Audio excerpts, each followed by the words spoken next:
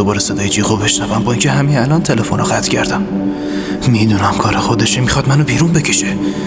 دارم به این فکر میکنم که یعنی اینقدر من ضعیفم. من خستم. 12 ساعته که فقط دارم باش مبارزه میکنم. نه چیزی خوردم نه چیزی نوشیدم، ولی اون حتی خسته هم نشده. ولی من شدم خستم. صدمه دیدم.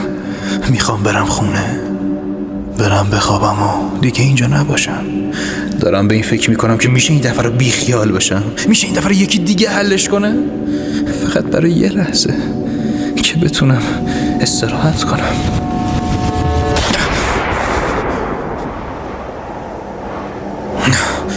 نمیتونم، ولی ای کاش میتونستم.